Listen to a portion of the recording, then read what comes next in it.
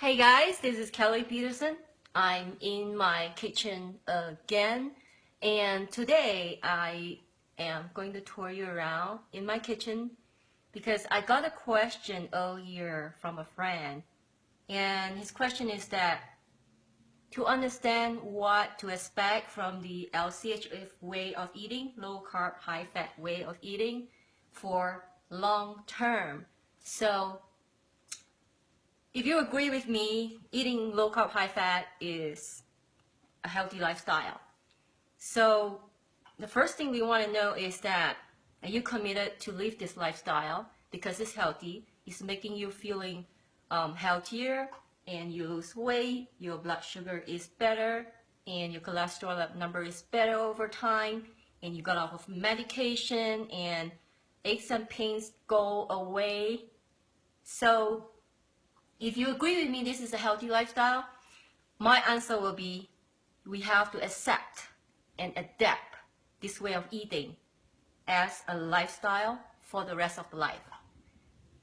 So I decided I'm gonna open my kitchen and tour you around and share with you what do I have in the kitchen that support me with I see Jeannie Ting. Hi, Jeannie, you're there. My first time alive on Facebook, so I'm testing this out by showing you how my kitchen look like. I hope you enjoyed it. So what I want to show you is what kind of ingredients and spices and the basic ingredients that I have usually in my kitchen that I will not go without with, so that I can actually whip up a meal anytime, and even when I have no time to buy really plan some food, plan some gourmet meal, I could put things together very quickly. So this is a lifestyle I want to share with you. And first, of course, we are looking at, I have a rack here. I want to show you, this is my sauce rack. And okay, now this is what I have. Important thing is fat, right? So we want to focus on eating the good fat. Olive oil, avocado oil.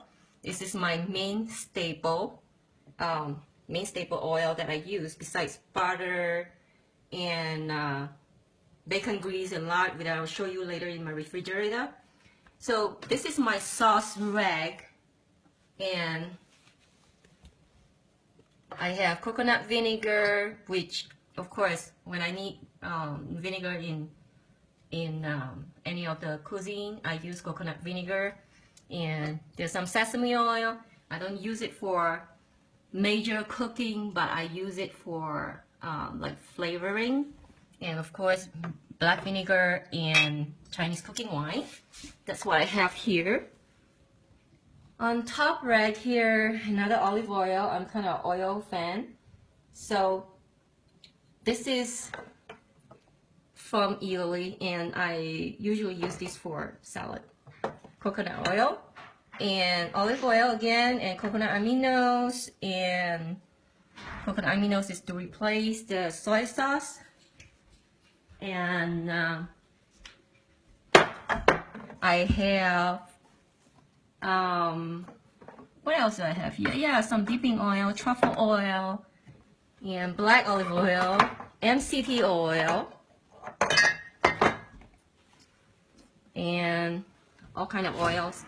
Let's see, on this side I have some flavored olive oil, some vinegar, and yeah, so basically most of them these are all my little, I call this my kitchen toys. So kitchen is my playground, and all the spices are my toys.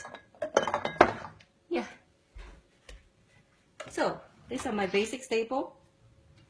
And what did Dabin Law say? Can hear you but cannot see. I don't know, Dabin.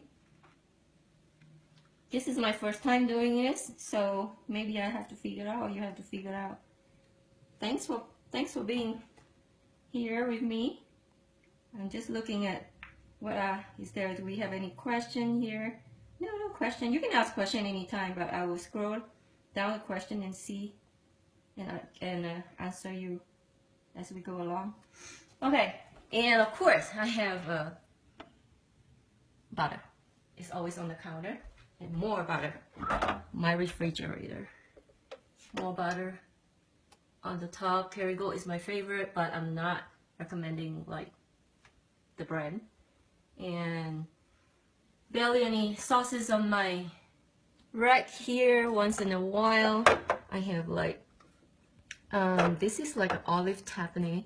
It would be nice. Usually I put a little bit, like a tablespoon, into cooking with fish, and I like to chop the olives into like small little slices, and you can go with anything. So I have all this like here whenever I want to whip up a meal. And this one is, can you see that? This one is the green tomato jalapeno sauce that I made from my garden. So it's really good with eggs and capers and some chili sauce that sometimes my guests would like to have, and a little mayonnaise. Here, this is the Kewpie mayonnaise, which is the, I would say, the most LCHF qualified mayonnaise if you are not making your own mayonnaise and your family just want to just squeeze it on their food and go. And I use this, but most of the time I make from scratch if I were to make a meal. And tons of sorry, I gotta look at the camera here. Tons of heavy cream over here. And this is white wine and red wine, which I keep it in my fridge for mainly cooking. And the good thing about this kind of packaging is that after I pour some of the wine out, I can squeeze the bottle and let most of the air out. So the level of the wine is actually up here, so it will prevent it from getting bad. Okay, that's my ingredient. And I do have a chicken broth here, but this is like a backup when I have said run low on my homemade chicken broth. I need a dash of the chicken broth instead of water to glaze the pan. Then I will use a dash of this. So a carton like this, I can use it for a long time. But if I'm making soup, I don't use that one. And let's see, eggs, of course, never run out. And I can't believe I'm showing you my refrigerator. Oh man. Okay, but this is fun, right? All right, so cheeses, lots of cheese, mainly soft cheese, blue cheese, or brie. So these are the cheeses that is like a backup for if I need a snack, if I have guests over and I can put an appetizer on the table in no time, no running out of cheese. And yeah, and more butter. And this is like a bacon grease and bone broth. It's always there. Yeah. All right. I hope you enjoy looking at my fridge. And yeah, the basic ingredient, where the meat is, vegetable is. I always have a couple of choices to choose. And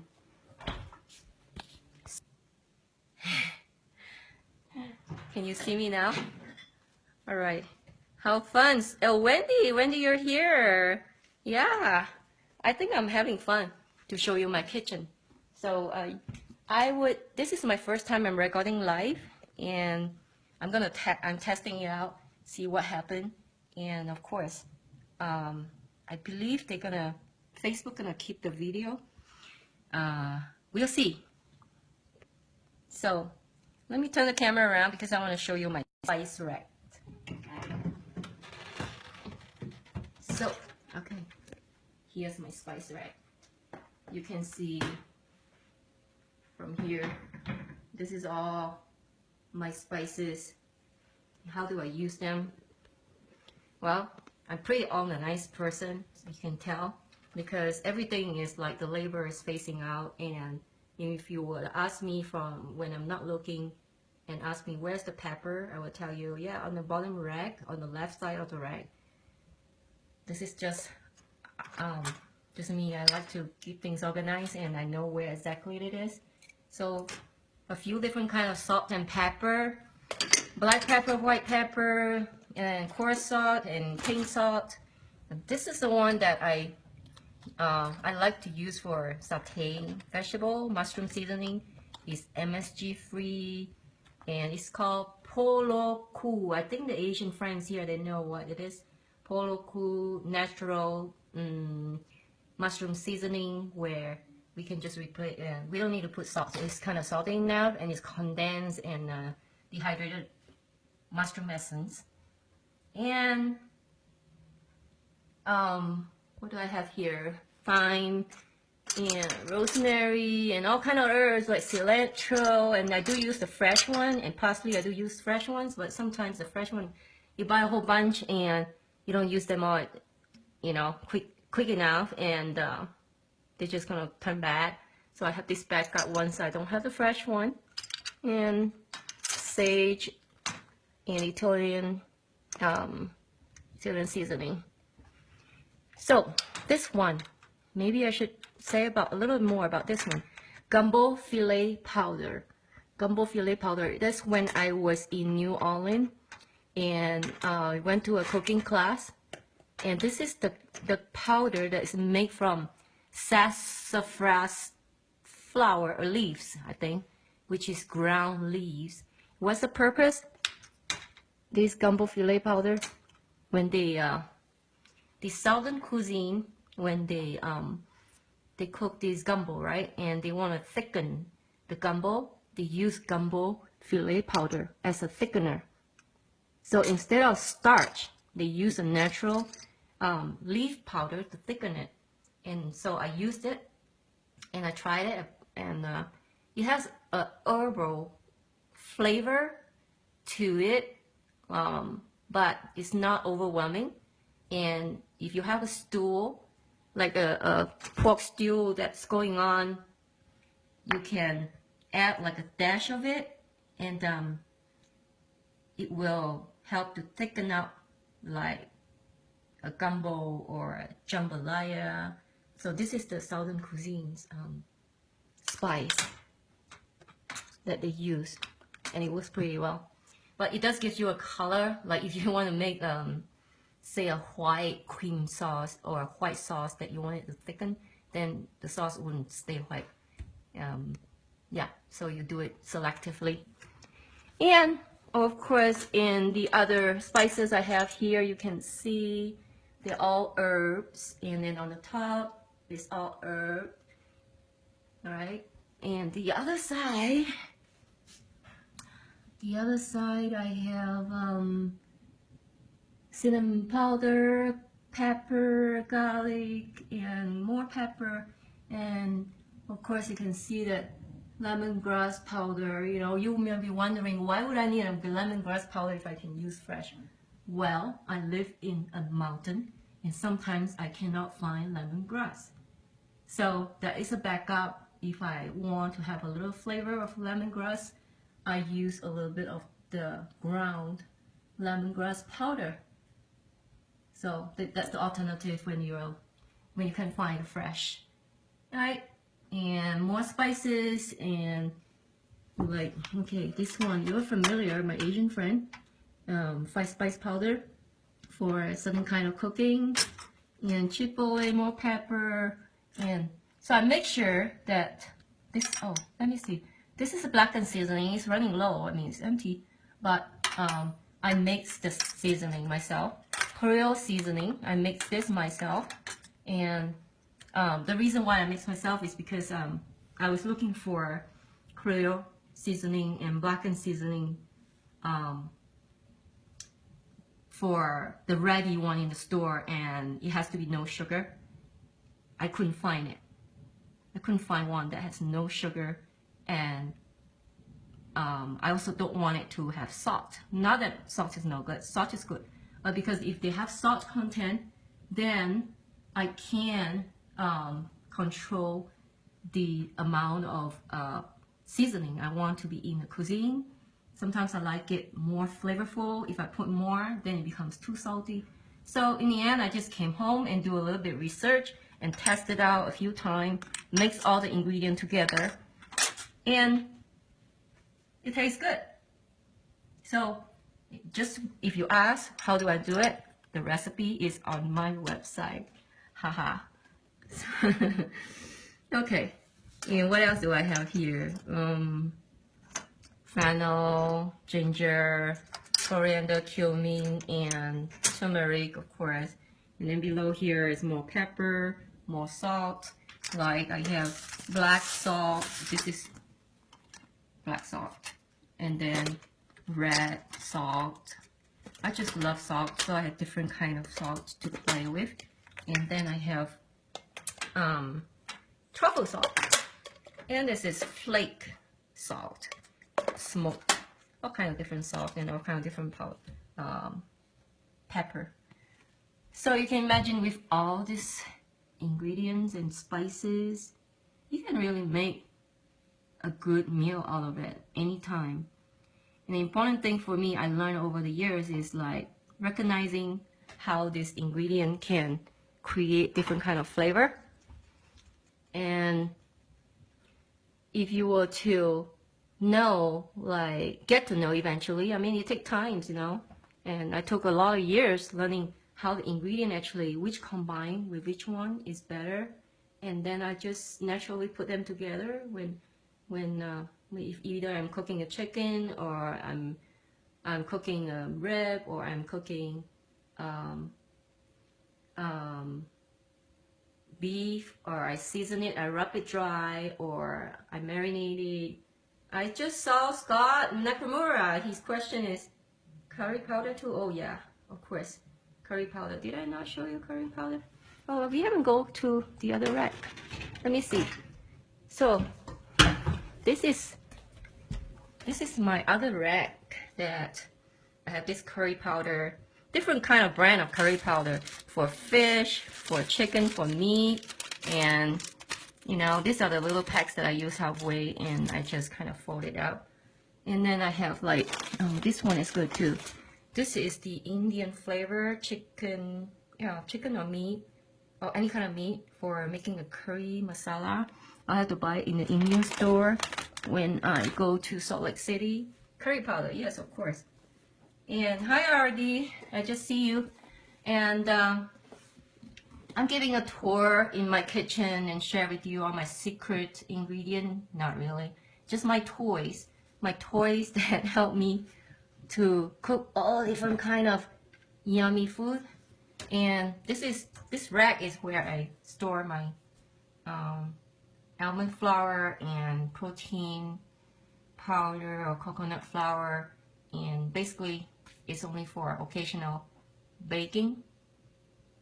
Yeah, so I store it here. You can see this is the second rack from the bottom, and then the third rack up. I have to talk about this one. These are all the this is parsley from my garden. I dehydrated, and it's so flavorful, and they are all kind of like a nice flakes. I just crushed it and put it in the food. And once in a while, when I feel like I want my frittata to have, egg frittata to have a little flavor of tomato, I use sun-dried tomato, a tablespoon, and then coconut flakes, grated coconut, sorry, and sesame seed, a little bit here in this. And this is my stash of corn where I keep my like little Asian flavor ingredients. Soybean paste. Soybean is not a very flavorful word, I understand. But there's only one dish that I'll use this, is when I make the Asian mee siam. My Asian friend would know what I mean. And you need a couple of tablespoons of that to have that authentic Asian mee siam flavor. So that's why I have 1 can here. And this is the salted preserved kumquat. What I do with it, I chop it up sometimes and mix it together and saute it together in olive oil and in maybe chopped garlic and onion and top it onto a fish. So a little bit here and this with this ingredient, you can make kind of different dishes every time. And truffles, these are truffles from Italy when I was traveling. And dry up the Provence. Again, this is from the, where was it? Did I buy it? In, yeah, Italy. A whole bag, and I use it for like quite a while. It's still so nice.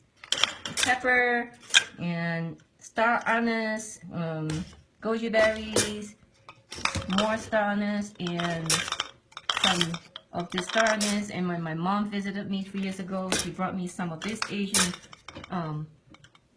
condiment where I hardly use. Really, just hardly use. Like dry shrimp and dry scallop.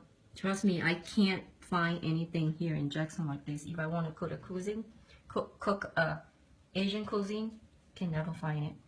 So anyway, this is my stash. This is a baking rag. Chili powder, no sugar and no salt content. And then this is some of my, yeah, this is the alternative sweetener. So you can tell that this whole rack up and down here, oh, ginseng powder, is my occasional use rack. That's about it. And let's see how this video is gonna work. Hi, yeah, see Christine here, Wyoming Camp Cook. It was your suggestion that let me turn the camera around. Hi. Finally, I'm not upside down. I was using the camera upside down because I was putting it on a tripod like this way, and then it was upside down. So I have to hold the camera. I think this is a good trial for life the first time, and I don't see any more questions. Everybody just join in. I see, let me see who's here. Let me scroll down. I see, well, Jeannie was the first. Becca, Jamie, Alex, Rossi. Alex Rossi is online. Yeah, Wooden Creation and Debbie Ops and Redeem. Oh, Redeem, I haven't seen you for a long time. And Debbie. Hi Lisa, hi Wendy Suzuki, Judy is here, Anita, hi, Roy, and Vincent. Who else is here?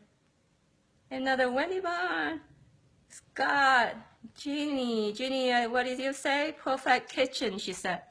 It's so convenient to have everything for cooking, better than a store. Well, if I live in the mountain, I have to try to create my own little store, right? To kind of put all the condiment, and then I can just cook any dish I want. And okay, hey Calvin, RD is here. And who else is here? Lam Chung Lang, hi from Malaysia. Hanson. Okay, Brian. Who else I missed? Benjamin Chi. Brian. And Nini Lin, thank you for being here, Brian. And Francis. Again, Raymond. Josh. And Patrick. Patrick, hi. I haven't seen you for a long time either. My hi to Singapore. And Raymond. Great. So I hope you got a good tour in my kitchen and know how I actually put things together and whip up a dish anytime I want. And don't be afraid to try different ingredient. Like, just try it. If you've never done this ingredient combination, just try it. And as long as you have butter or bacon grease, you won't go wrong. All right. That's all for today. See you again. Bye, guys.